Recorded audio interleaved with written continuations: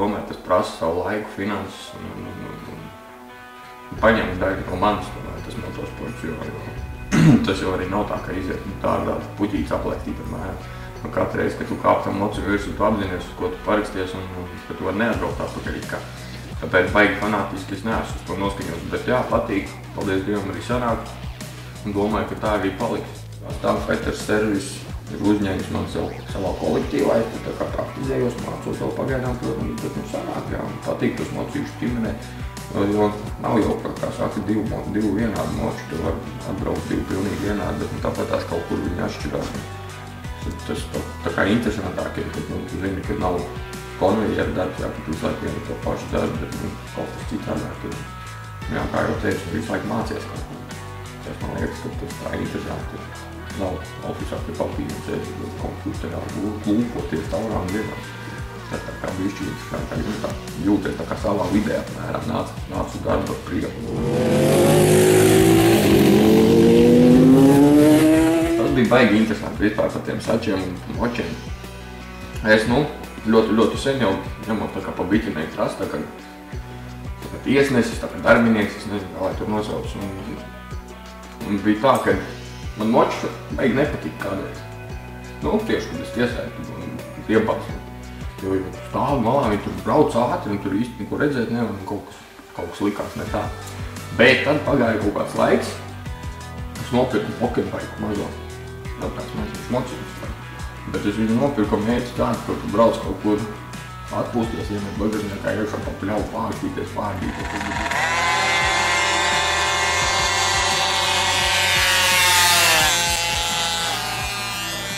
Tad 2006. gada beigās rullītīs notika pirmā demo gonka. Bija baigi interesanti tas, kad tur dažam ātrāks tas nocīt, dažam lēnāk, bet bija forši, jā. Tad uz nākamo gadu tā kā pievēršos tam visam nopietnāk, meklēju vēl līdzīgi domājošos cilvēkus, un tad mēs savācāmies jau lielāki bariņš. Tad to 7. kādu sezonu laikam arī nomuļājām, tur kaut ko pabraukājāmies, kaut kāds savs sacensības taisījām, kaut kāds sētas mačus, kaut ko tādu. Un tā 2008. gadā laikam ar Durkas labvēlību uztaisīja tā kādu poketbike klasi. Tad jā, tā lieta aizgāja tā kā pavisam labi.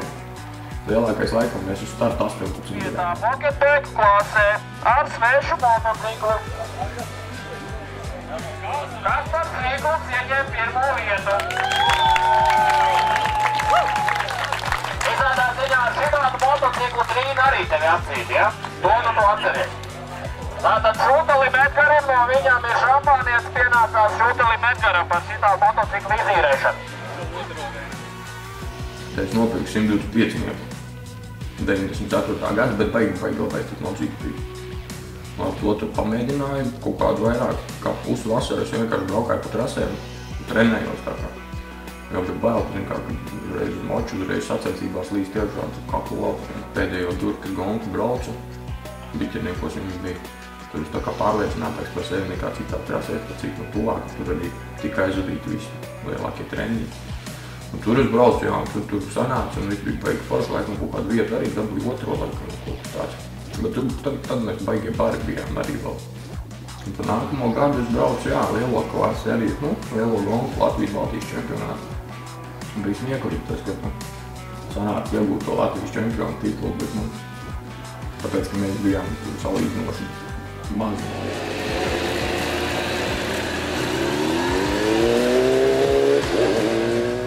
Gadā es nopirku 16 metru motu. Un tad ar mērķi tā kā pabraukt pie lieliem grekiem, kā saka. Un pagājušais gads izvērtās diezgan labs, jā. Pirmās divas sacensības man gan Durkā, gan lielajā šosejā galīgi nesanāca, jo bija kaut kādi mociņu defekti, nevarēja saprast, kas un kāds, bet beigās izrādījās, ka diezgan vienkārši līdz to tas mocījums negāja un tur neko nevarēja parādīt.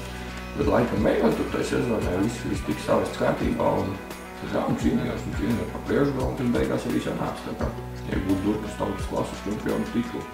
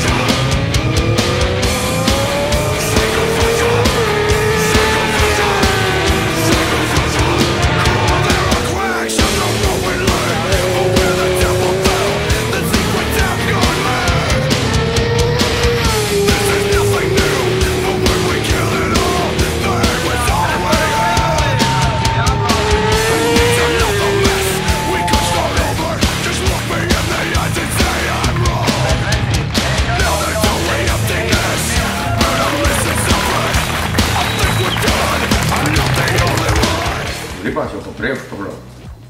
Bet nezinu, pagājušajā sanāca tur kas tautas klasi novinēja, bet nav zināms vēl, vai man ir vērts iet tālāk uz meistaru klasi, jo bija konkurence diezgan, jā, un daži konkurenti sezonas vidū beidza braukt. Līdz ar to tā kā tas viss vienkāršāk tā nāca. Ja viņi brauktu vēl arī visu pārējo atlikušo sezonu, tad cīņa būtu stipri nopietnāk, un tāpēc es tā kā liecos vairāk mēģināt vēl vienu gadu nobraukt tautas klasi. Pa lielo šoseju es nezinu. Ir domāts viss kaut kas, ko kā darīt, bet ir jāiet tālāk, jā, tur gan varētu mēģināt, jo ātrāk braucēju pārējie, jo tu pats ātrāk paliek, nezinu, mēģināt kaut kādu Superstock 600 pabraukt klasi varbūt tās. Jo C klasi ir C klasi lielajā trasē, ir tomēr atšķirība, vai tu brauc ar 600 vai ar 1000 kubikcentimetru motociklu, un līdz ar to tur tās iespējas ir tā kā bišķi mazāk, tāpēc iespējams brauks Supersport 600. Gatavojos jaunai sezonai tā, kad ir atrast mocus, ar ko nākamgad braukt, tas ir pagājušais, pērtais mocīts vēl tā kā nav. Un jā, būs tūlītās jāsāk čubināt viņš, jāved krāsot. Morāli ļoti sāku gatavoties, tam jau bija sākumās doma to, ka ar šosei nebraukšu supermoto, bet tagad te apstākļi iegriezās tā, ka tomēr tā kā braukšu šosei tālāk. Pamēģināt pabraukt Baltijas čempionātus. Tā jau redzēs, kā ies. Mēs viņu pabraukt.